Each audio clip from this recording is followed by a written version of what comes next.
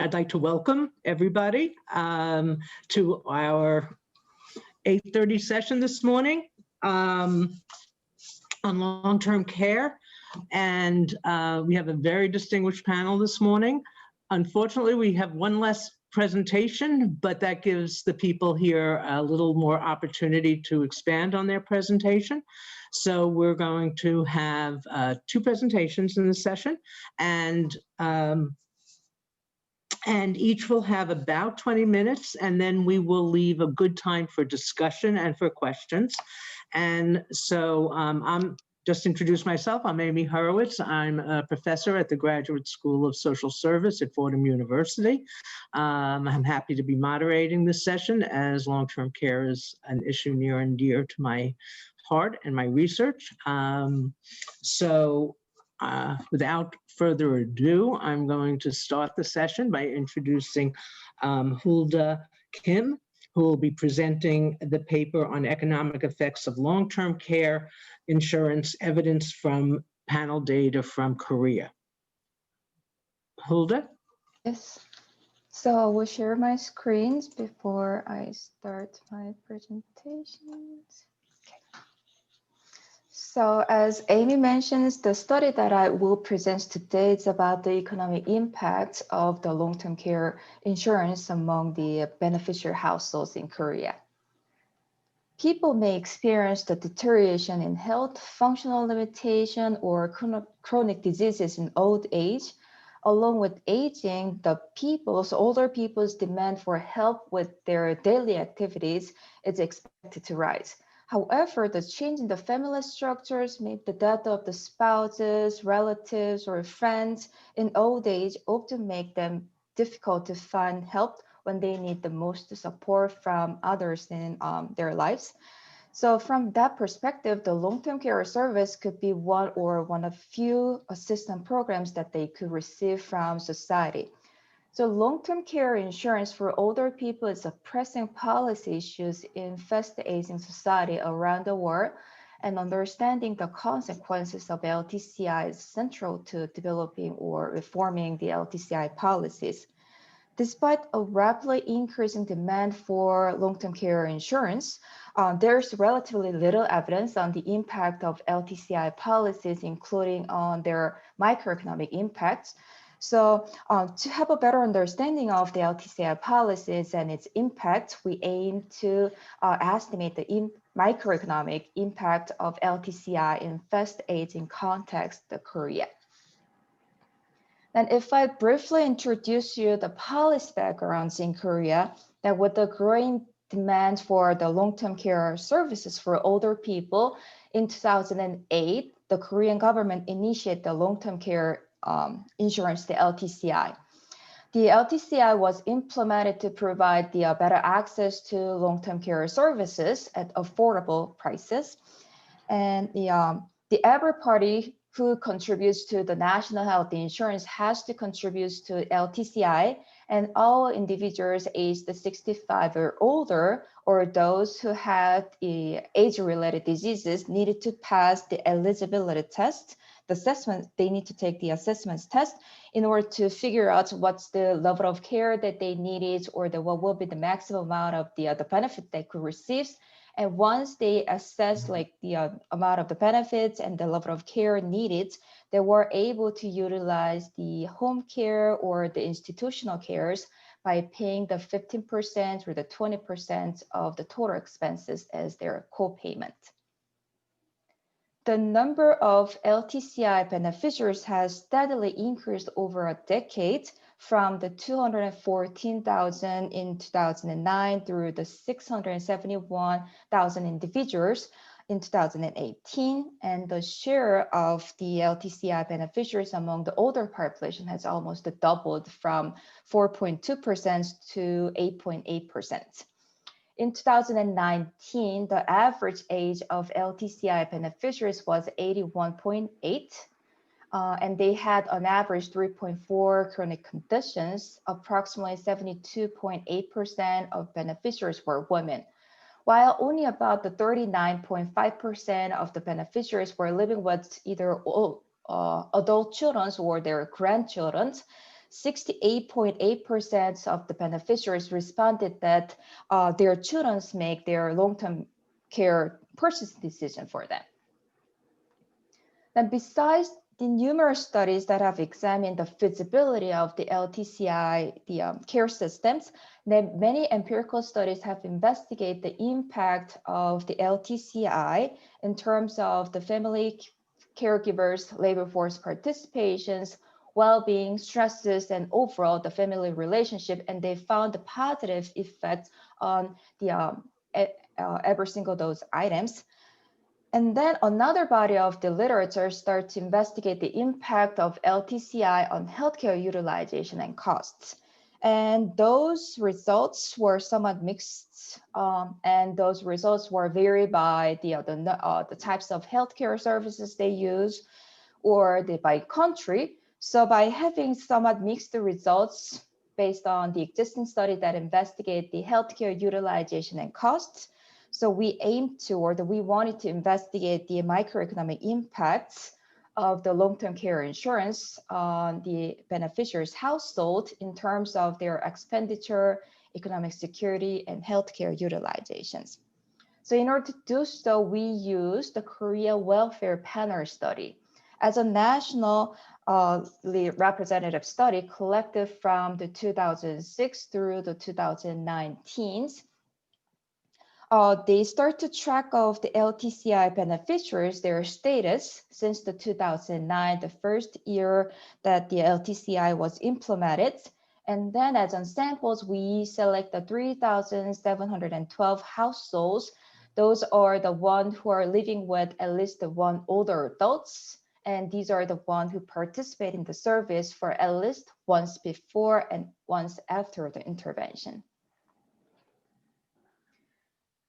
Those households in the samples had to require to take the assessment test every 2 to 4 years, and the severity level of disabilities or the functional limitation might have changed over the period from the 2009 to 2019. So as they re-evaluated, their eligibility status might have changed, or they might have gained or they lost their LTCI eligibility through the reassessments between the study period 2009 through the 2019. So we separate the households into 7 groups, and control groups includes those households who never been on LTCI beneficiaries. And treaty groups, under the treaty groups, the households are separated into the 6 groups based on the number of years that they've maintained the LTCI benefits, such as 1, 2, 3, 4, 5, and 6 or more years. And in terms of the economic status, we use the household spending. And in terms of the economic security, we use the questions related to whether they've experienced the different types of like paying the bills or paying the different the items that they have needed. And then healthcare utilization includes the outpatient visits, inpatient visits, days of hospitalization, and the number of regular checkups. Then as an empirical strategy, following a framework proposed by the Bertrand and Hansen, we use the difference and differences estimation. And we estimate the effect of the LTCI multiple groups who have had the different years of benefits. And here the Y indicates the economic or healthcare utilization of outcomes of household age in group G at time T. And the LTCI is an indicator variables for whether the group G was a long-term care insurance beneficiaries at time T or not. And the post is a binary variable taking a value of 1 for the 2009, the year 2009 or later, to captures which one, like which year is after the interventions or before the interventions. And the X includes the household demographic and economic characteristics. Alpha and theta are the group and time fixed effects, and epsilon captures the household specific error. And here the beta is the coefficient of our interest that estimate the effect of LTCI on the beneficiaries' households, economy, or healthcare utilizations.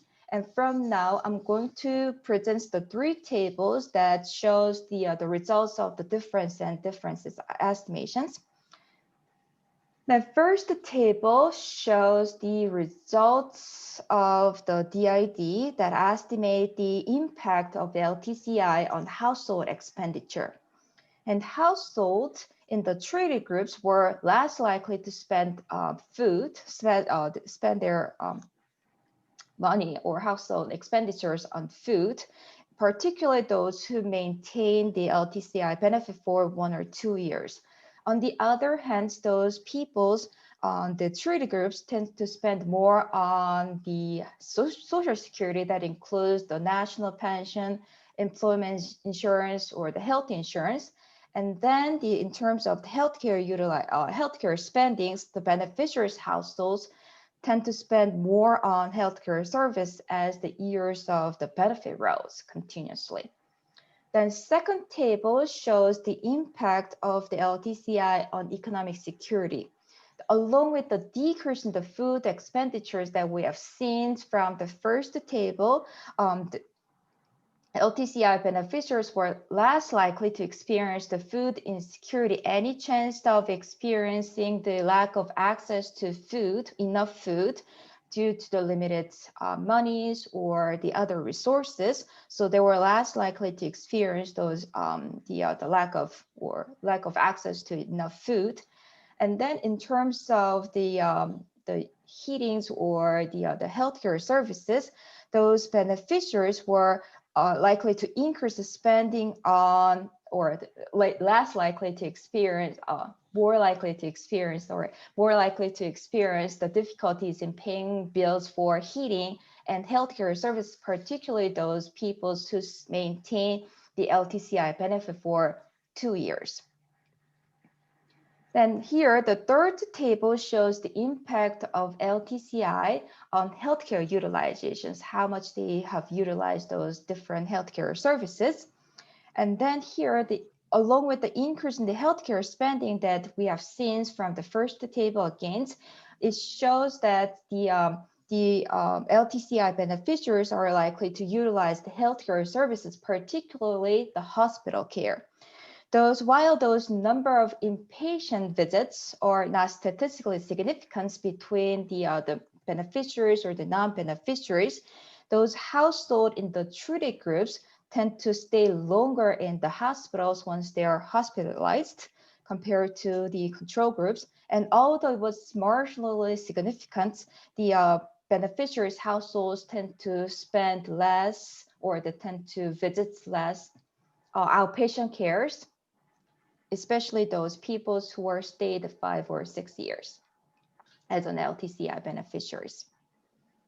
Then overall, the results of the studies indicates the positive economic effect of LTCI on beneficiaries' households as they spend less on food and they are less likely to experience the lack of access to adequate food because of limited monies or the other resources, the food insecurity. And LTCI was, on the other hand, tend to spend more on healthcare services compared to the non-LTCI beneficiaries, while they had fewer inpatients or the outpatient visits. Once they are hospitalized, they were tend to stay longer in the hospital. The first item, or the first finding of the study, is a decrease in the food expenditures while strengthening their food security can be supported by the finding of Iwamoto and Jin that have showed a positive effect on asset accumulation and mitigating the economic burden of care, especially those households living with the family members with a disability. And this study also shows the longer days of hospitalizations, while that contradicts to the results of Fang that showed that there has been decrease of days of hospitalizations among the LTCI beneficiaries in China. But this increase in the days of hospitalizations, but with no statistically significant difference in terms of the number of inpatient visits between the groups that the study has found, can be explained by the lower risk of hospitalization, but a higher demand for acute care that Zhu and Kim have found among the LTCI beneficiaries in Korea. And then I also want to mention that there were 2 other Korean studies that have found a decrease in the expenditure for hospital care and an increase in the expenditure for outpatient care. But we should note that those studies use the healthcare expenditures that includes the both National Health Insurance Corporation's expenses and individuals' out-of-pocket expenses only for the reimbursable items. And in our study, we used the aggregated household out-of-pocket expenses for healthcare and medical services, including both reimbursable and not reimbursable items. And that might explain why we got the little bit different results from those 2 Korean studies. That overall, the findings suggest that the LTCI allows the households to reallocate their resources while strengthening their economic security. And as a further research, we are considering the use of the LTCI court database provided by the National Health Insurance Corporation, because that the database includes the information on long-term care facilities at the district level, so that we could address the potential regional variations in terms of maybe the number, type, or the quality of the care facilities that might have influence on accessibilities or the long-term care purchasing decisions. And that's the end of the presentation.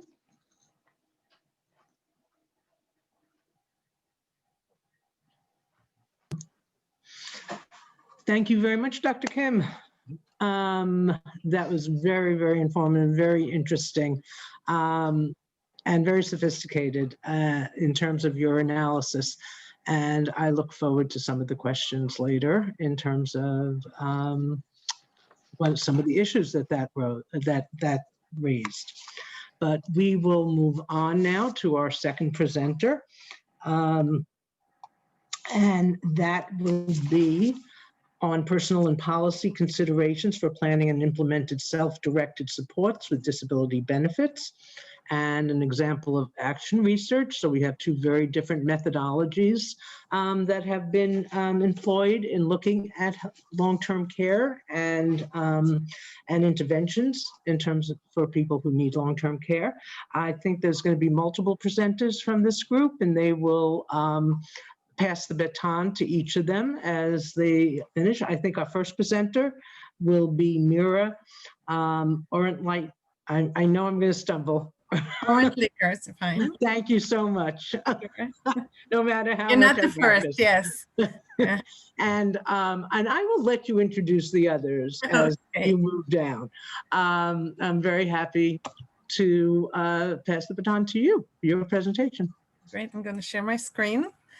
So again, thank you everybody for being here this morning. As I said, I'm Meira Orentlicher from Dover College in New York, and I have my research collaborators with me, Marian Frattarola-Saulino and Kathleen Perry from Values into Action in Pennsylvania, and Izel Obermeyer from the Westchester Institute of Human Development, and they'll tell you a little bit about their roles. We're going to talk very quickly because we are 4 presenters, but as has mentioned, we have been collaborating, I think, since Marianne we met. I know we met in 2008, right? But then I think we started this project about 2011. We are doing participatory action research really to learn about the experiences and outcomes of self-directed services. We have very passionate about doing research about people, we the people who actually are utilizing the services. And we have learned some lessons over the years that we're going to share in terms of policy today. So when we started working together, we immediately established a participatory action research team. So I lead the team as a primary investigator, but Marianne and Kathy are members of our team, but we also have other parents and self-advocates and service providers of and direct care providers who work in values into action. So Marianne actually wanted us to start with a little bit more of an economical kind of study about numbers and outcomes and money utilization, but she was kind of shut down routinely by the team, and that's what happens in action research. They really wanted us to first capture their stories and the actual life experiences of receiving the self-directed services. So I'm going to very quickly describe just 2 studies that we've done. The first one was actual interviews, in-depth interviews with self-advocates and family members.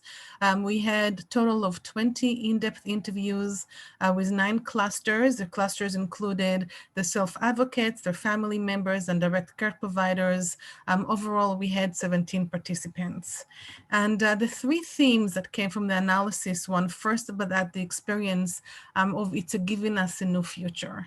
And regardless of any other challenges, the families and the self-advocates just describe the full lives that the adults have in the community because of their choices. They choose where to live, they choose how much and where to work, they choose how to spend the time, and that idea of a future in the community among the family of friends is obviously very promising for everybody. They also described in detail their experiences of being trailblazers. At least when Marianne and I met in New York State, their self-directed services were just beginning. So this is why I found myself following my passion all the way to Pennsylvania and driving there all the time. But it was really the experience of trailblazers, figuring out the system, the barriers, the service providers who didn't quite know, how to provide the services, or the people who county representatives or Department of Health representatives that didn't quite know how to utilize the funds or the money to help, the individuals build lives in the communities. And that institution kind of almost looms in the big background. The idea for group homes or any other facilities that can provide the right services, that's always kind of in the background, which is frustrating. And then we have the issue of interdependence. That's really the self-advocates and the families. And we found out that within values interactions themselves, the families are learning to really support each other along the process. But then we found a meta theme, which kind of came out from the other 3 themes of fragility, of the understanding that these perfect, lives or the futures can really be jeopardized any day, even because of political changes, right? A governor can come up and have different ideas about disability services. In fact, they described a governor in Pennsylvania a few years ago that kind of told families, God gave you a challenge, but it's your challenge. It's not the state challenge, right? She really kind of said, well, we are not going to support by state funding individuals with disabilities. So they're working hard, they're blazing the trail, they're finding life in the community, but yet the families feel that it can collapse any day. The second study was actually focus groups with direct care providers who are all employees of Values into Action. We had 4 1.5-hour focus group interviews. And as we analyzed the data, we actually realized that we have a model that we can structure into a theory, and we're still working on that. And that's really understanding, we call it the 5 C's of compassionate support. They are the issue that came up, what's important for the direct care providers to do their job. The first one is when you support people in the community, you have to be creative, you have to be flexible, because the individuals that the others see making choices, and their choices may not be like within a routine or structure or anything that, I guess in a group home or a more segregated work environment, they may follow the same routine every day, but in real life, you have to be creative and flexible. And of course, all the choices and all the life support happens in the community. The staff the director providers especially are committed to the individual. They're making changes in their own schedules or their goals for the day based on the individual choices, but mostly they are committed for years, even against the very low compensation. And that came up a lot, that one of the problem is the real turnover of staff that impacts the quality of life of the individuals, but that because the compensations or the pay is so low. So the main thing that we have learned from the study so far is that really the self-directed waivers, when individuals are giving choices to build their own lives, the general experience is very positive. We also learned that the mothers are the most instrumental resource for successful outcomes.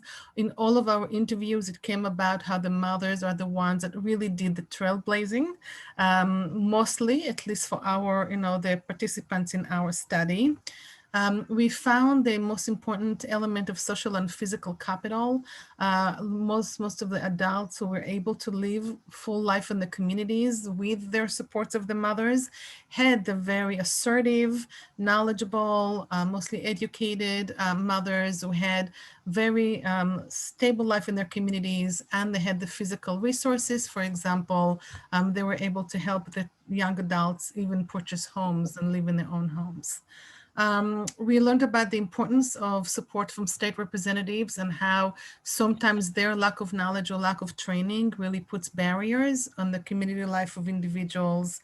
And mostly we learned the importance of adequate compensation for direct care providers, that really they are underpaid and they are the most committed individuals to the success of the young adults' life in the community. And with that, I will hand over to Kathy or Marianne. I'm not sure who's starting, but Marian. Yeah, I'll go next. Good morning, everyone, and thanks for participating. So a little bit about Kathy and I and Values into Action. This slide pretty much says it all. And when I talk in a minute about the organization, we really are a group of people that are committed to social change, and a lot of it is doing it right where we live. They say all politics is local, and we believe all change is local too. And a lot of it starts with each of us as individuals and how we come to our work. And a lot of that is about welcoming each of us as the experts of our own lives and the owners of our own experience. And that includes people with disabilities who use our services, the family members who support them, the direct support providers who are there with them, minute to minute, hour to hour, day to day, year to year, and as well as the formal leadership of the organization. Next slide, please, Meira. Thank you. So Values into Action is a nonprofit social service organization. I am lucky enough to have been able to start the organization with my husband, Paul, who is the financial professional. I am a social worker by profession. Paul and I met while working at a traditional community service provider organization that offered group home and other kinds of programs to children and adults with intellectual and developmental disabilities. And while working in that organization in the 90s, Paul and I were able to meet others across the country who were working with the support of the Robert Wood Johnson Foundation, who at the time was funding grants of national significance on self-determination. And the point of those self-determination grants was to really demonstrate the power that people with disabilities and their family members could have if they were given control over the funding that they received and over the choices about who and what and where they used services.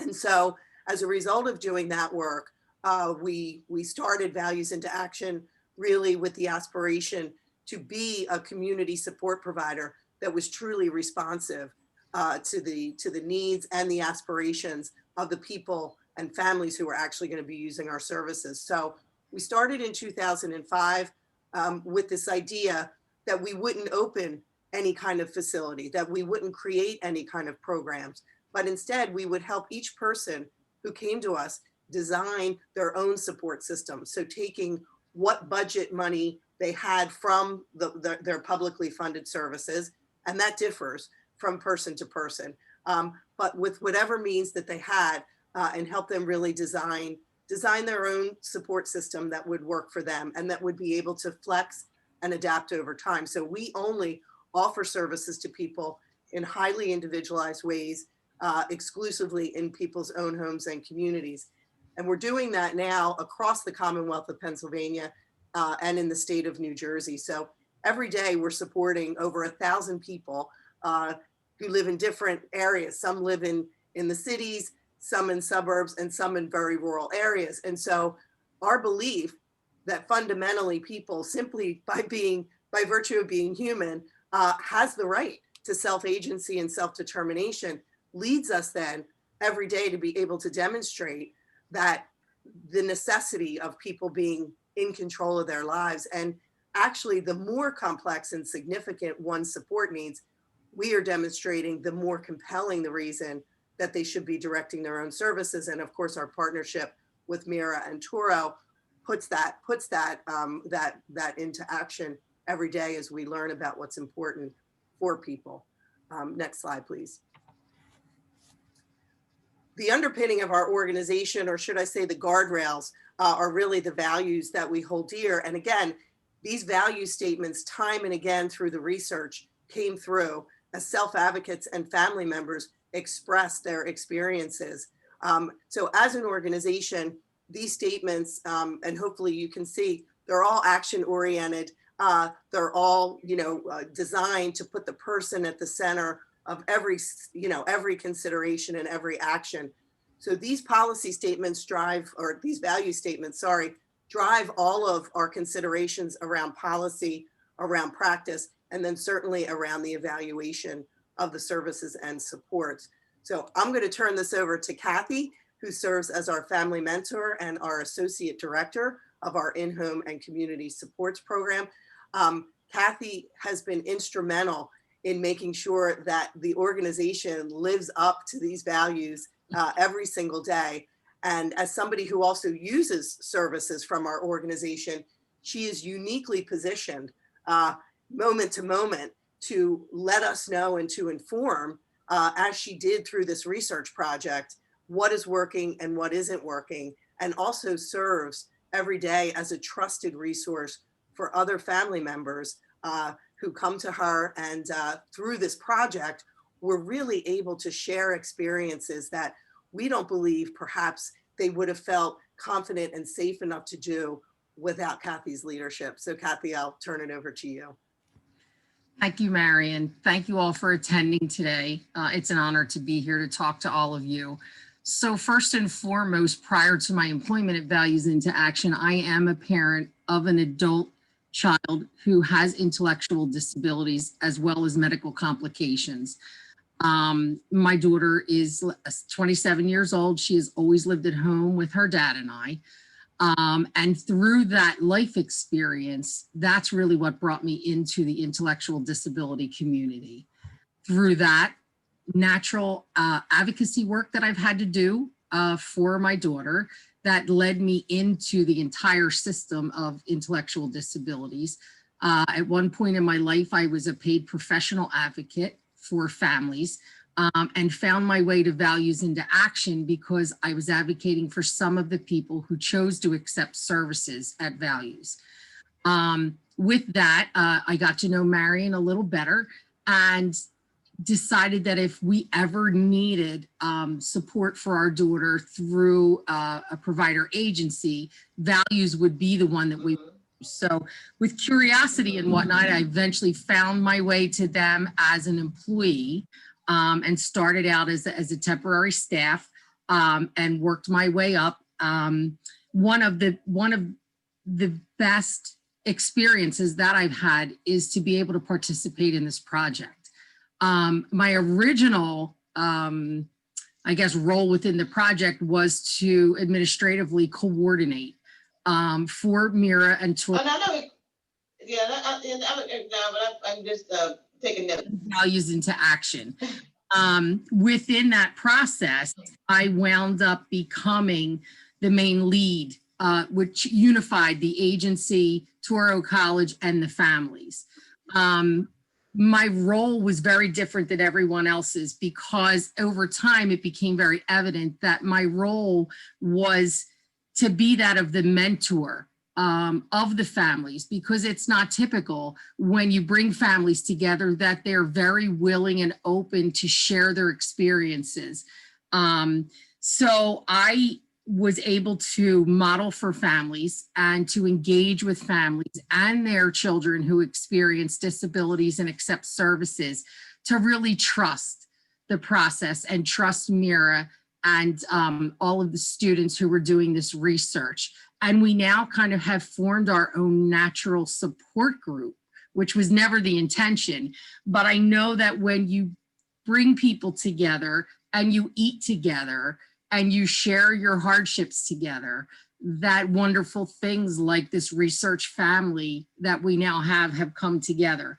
One of the things that also was very interesting was that I naturally became the deliverer of information. I was able to take a lot of what we found in the research back to the leadership at Values into Action, and in real time, we were able to make changes for those who chose to accept our services at the agency. Over the last 9 years, as the participants have all grown, I can now see that through this experience, it has assisted everyone to make their individual choices based on a person-centered model and person-first language, which is something that Values stands for. And that is how we choose to deliver services. For Meira, it has been just a wonderful experience to have had this time, and it has helped me grow not only as a professional, but as a parent. You know, being able to create that open space for families to feel free and comfortable to share who they are and to share their life experiences has been, it's beyond words. I can't even put it into words for you. But I intend to keep moving forward with this movement. And it's so rewarding that when we take what we learn from the research, like the 5 C's that we spoke about, and the trailblazing and the interdependency, and be able to turn that into real life experience, it's absolutely rewarding. And I feel like people that I first started working with when their loved ones were children, they're now adults and they're actually doing what they shared with the group they wanted for their life and they wanted to do. People are living in their own apartments, living in their own homes, moving out of family homes, and they're choosing who they live with, where they live, what they eat, if they work. They're living lives that they're choosing to live with support. And it's not an institutional type setting where people are sent if you happen to have a disability.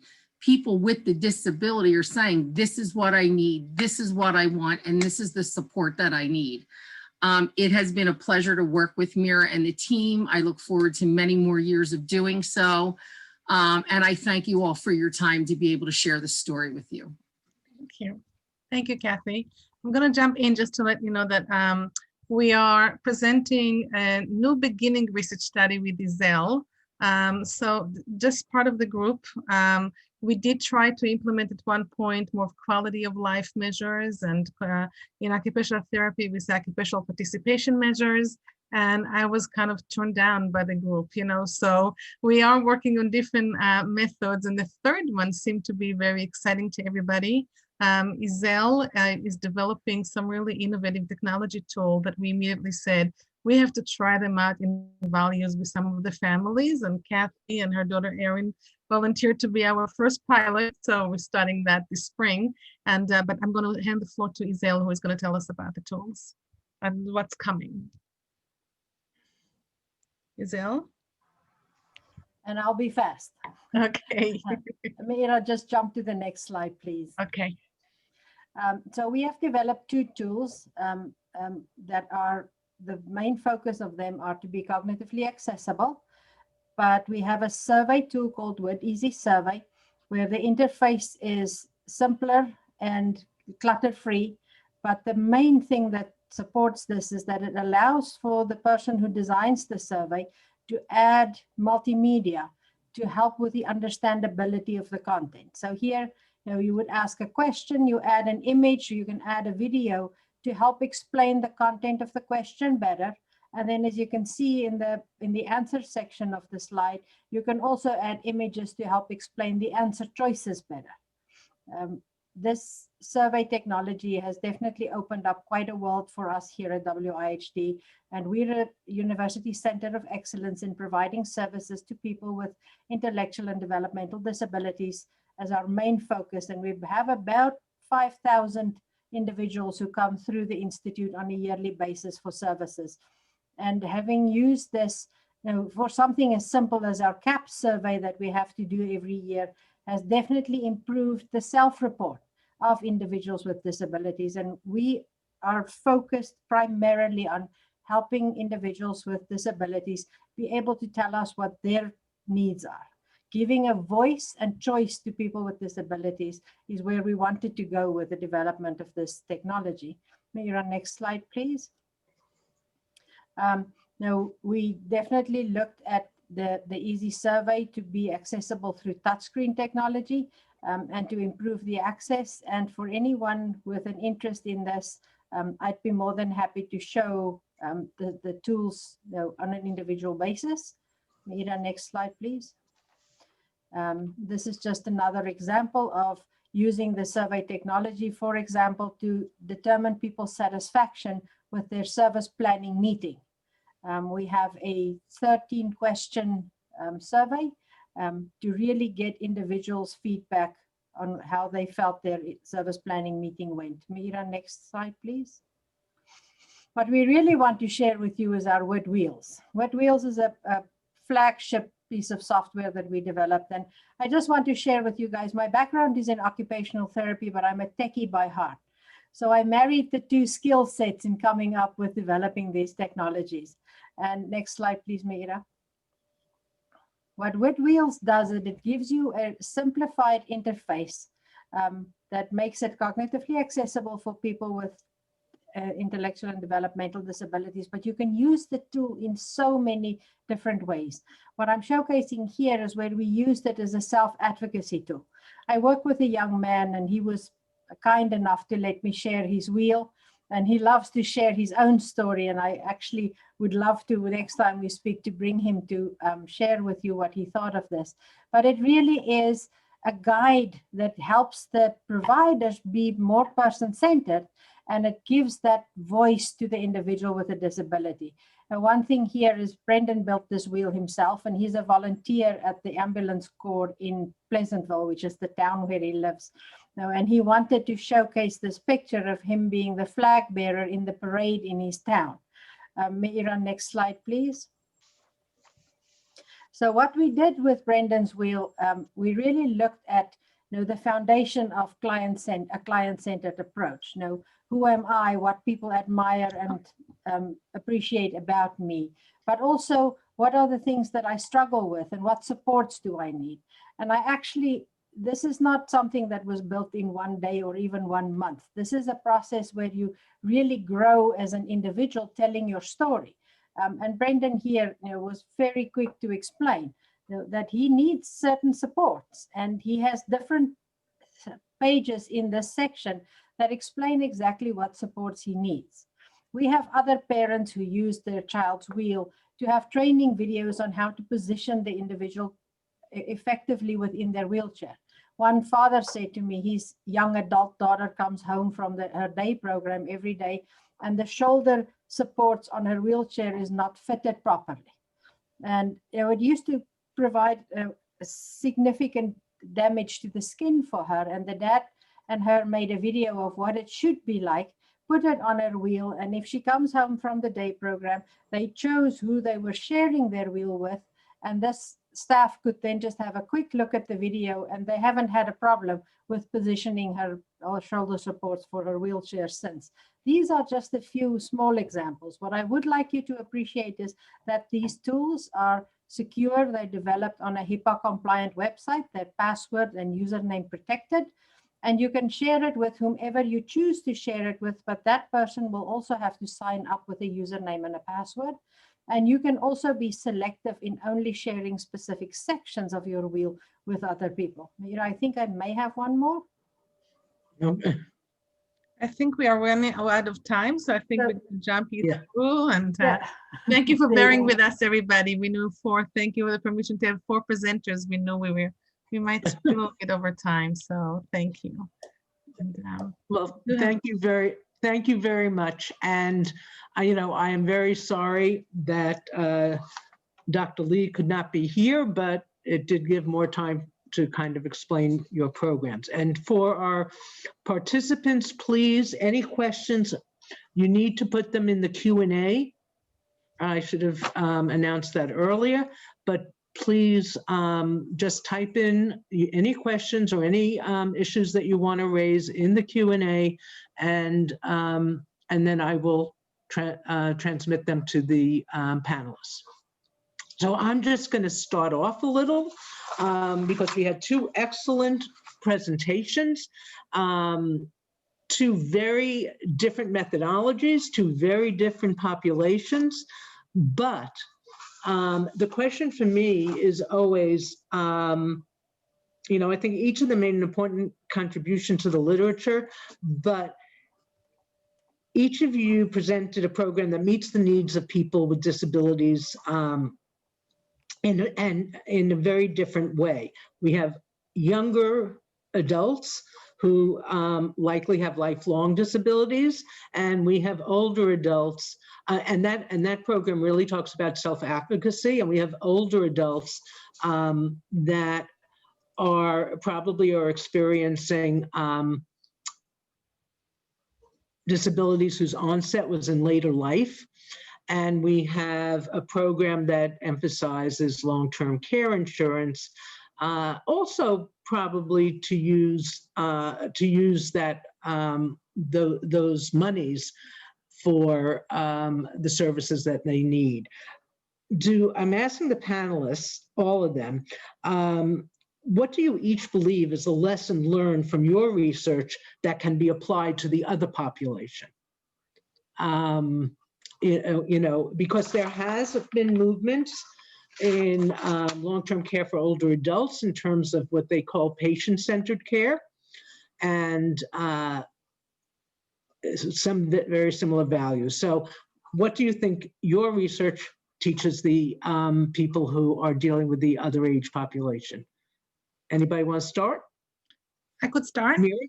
Okay, the 2 main issues, because when thinking about our participants who are growing up and getting older and older, like all of us, the importance of the family support, which we've seen. I mean, the life in the community is it's blossoming and it's going well because of the families. And then we need, as policy providers and service providers, to support the family members and provide the care for the caretakers. And the second, which I think there's a lot of battles already also starting in Pennsylvania and other states, for increased pay for the direct care providers. This is especially when we talk about long-term or the elderly people who work, they work hard and they need to be compensated, and the change in personnel that happens too often is very difficult on the individuals and the families. So that's one thing to keep people providing that services by paying them more appropriate wages. Mm-hmm. Anybody? Marian, did you raise your hand? No. I could jump in too. Yeah. Okay. So in terms of the long-term care services, like it's not, it provides the service for older people, but while they're using the institutional cares or home cares, it gives you the free times for main family caregivers. So some of the studies that I've reviewed, they found that allows especially those family caregivers in the Asian countries, being able to participate in their labor force and bring out the extra incomes, so that because those peoples are more likely to experience the financial or economic difficulties in, like, they're spending so much money for healthcare services or the long-term care services. So they don't have times and they don't have enough money for those services, but by giving out some opportunities or the free time so that they could utilize for their own jobs or for their own their careers, it may bring out the extra, the financial flexibilities to the household. Mm-hmm. Okay, it's very interesting because in both populations, that movement of patient-centered care, I think, is gaining much more traction. Although it definitely has a long way to go for both. And for Meira, for what I read in the paper was that really that this was most successful for families that had extra resources to be able to put in and to be able to put into the care of their, to the services of their young adult child, especially those that could afford an apartment or a home and allow for independent living. So in some ways, what I had read was the benefits, that the target were for younger adults were people with families who could really self-advocate and were strong in that. And for the older adults, it was more of a government-sponsored program that that allowed some of the family caregivers some more flexibility in terms of how they spent their time. So it's very interesting. There is a question from or comment that I'm going to let you know, which says, I'm excited by the use of PAR, Participant Action Research, with people with disabilities. I'm wondering if you have collaborated with Caring Across Generations or Hand in Hand, which has been engaged in PAR with people with disabilities around social policy. Also, I'm wondering if and how you are using a disability justice framework for your work. That's quite a question. So. Marianne, can you take that? Yeah, I'm happy to do that. And really appreciate the questions, particularly the one about the disability justice framework. Well, I guess to answer, so the first one, yes, the idea of being able to actively participate in research has been incredible for our organization. And Kathy, I know you can speak to the impact it's had on people using services and their families. And I think your presentation did that very eloquently. We have not collaborated with these two groups, but I'm looking at Meira like, okay, well, next phase. So thank you for putting that out there. That's wonderful. We'll follow up. Regarding disability justice, yes. I mean, as we continue to engage with people who use our services on an organizational level, one of the foundational principles is co-production, and co-production obviously born out of the US civil rights movement, but we're seeing the impact in terms of person-centered and person-directed services, as well as, Amy, to your point, patient-centered care, and not just in the US, but around the world. So the concept of co-production is really, if we distill it, is nothing about me without me. And so from a disability justice framework, the leadership of those impacted is central to that framework. And so that's really foundational to our approach as an organization. And it's certainly, it tethers to the participant action research, is that the information is coming directly from those impacted. When we started to include the direct care providers, no different there either. You want to talk about intersectionality. We look at the socioeconomic conditions, not just of people with intellectual disabilities, but also their primary care partners. We don't call them caregivers, they're partners in care. And we look at issues such as race and, again, socioeconomic conditions. And as an organization, we work to address each and every one of those to the extent that we can, because we understand the intersectionality and the interdependence and the intertwining of all of those issues impacts us all. I mean, COVID-19 has brought that all glaringly to the surface, right? If one of us in our social circle is not healthy, it's impacting every single one of us. And so we've also included a resource guide in our PowerPoint, and that resource guide has been an evolving living document that we started at the outset of this pandemic. And again, it grows because of the influence and the inclusion of real life ideas and resources that people with disabilities and their families are contributing to us, that our employees are saying, this is information that's been really helpful to me as a person, as a community member, as a neighbor, and also as a supporter of this person. So I could talk all day. I'll stop there. But thank you for the question, and thanks for the opportunity to participate in this discussion. That's great.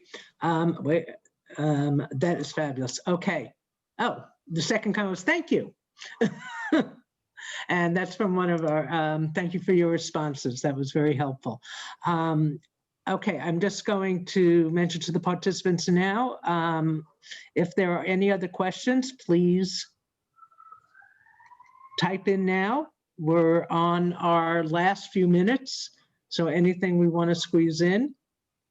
Okay, if not, is there anything else that the panelists would like to mention as we close this symposium? This panel, not the symposium. Thanks for the opportunity. Well, thank you very much. This really has been interesting. I urge you all to look at the papers themselves, and I hope we see them published in the literature very shortly. And again, thank you very much. And as we move to the second session for this morning. Thank you. Thank you. Okay. Thank you. And thank you all. I'm going to end the session.